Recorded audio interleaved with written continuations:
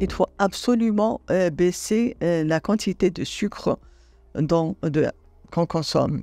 Le sucre, il n'y a rien d'indispensable dans le sucre. On peut vivre sans consommation de sucre. Ce n'est pas comme les protéines, dont certains sont indispensables. On ne peut pas les fabriquer nous-mêmes. Et les lipides qui contiennent des acides gras essentiels. Donc, on ne peut pas se passer de la consommation de lipides, de la consommation de protéines.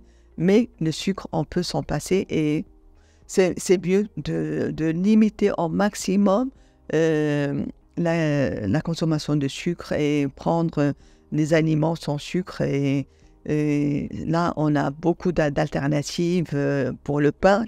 Il y a beaucoup de sucre. On peut faire du pain à base de produits de farine qui a un indice glycémique bas, comme les amandes, des sésames, le psyllium. Donc, on peut faire le pain à partir de ces farines-là à un indice glycémique bas.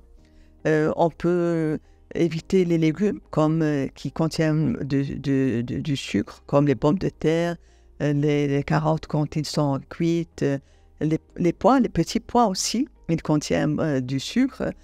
On peut éviter et prendre des légumes on a des alternatives comme les choux-fleurs, les choux,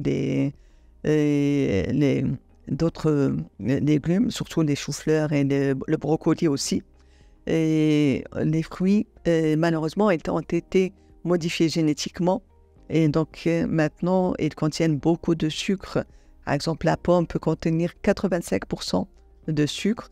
Donc, il faut se diriger vers des fruits qui ne contiennent pas du tout de sucre, peu ou pas du tout, comme l'avocat et les petits fruits rouges. C'est très bon parce que ça ne contient pas beaucoup de sucre.